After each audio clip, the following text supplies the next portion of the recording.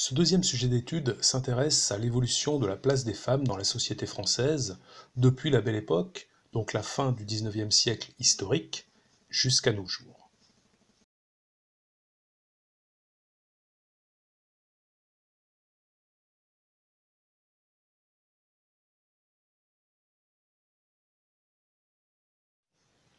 Au début du XXe siècle, les femmes sont, d'après le Code Napoléon, des mineurs civils et civiques. La scolarisation obligatoire depuis 1883 n'a pas transformé les choses. On attend d'abord d'elles qu'elles soient de bonnes ménagères et de bonnes mères.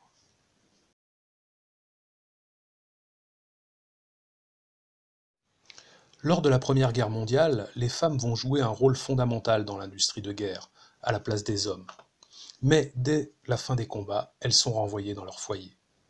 L'émancipation féminine est donc très très lente, malgré le développement de l'emploi féminin. Les pesanteurs sociales, le poids du clergé, ne sont pas étrangers à cette lenteur.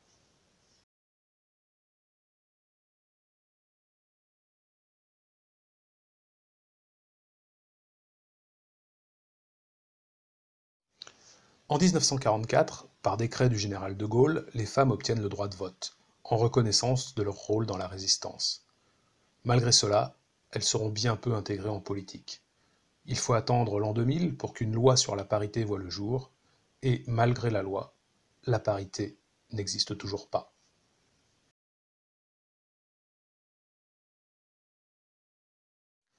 Dès l'après-guerre, les mouvements féministes connaissent un essor certain. Le MLF apparaît dans les années 60. Ces mouvements se battent pour l'égalité homme-femme, se battent contre la société patriarcale et pour le droit des femmes à disposer de leur corps.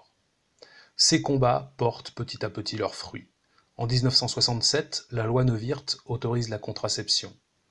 En 1975, la loi Veil autorise l'IVG. En 1983 est votée une loi sur l'égalité professionnelle, puis en 2006, une loi sur l'égalité salariale. Mais, malgré ces progrès, le plafond de verre existe toujours pour les femmes, et aujourd'hui, certains droits, comme l'IVG, sont remis en cause.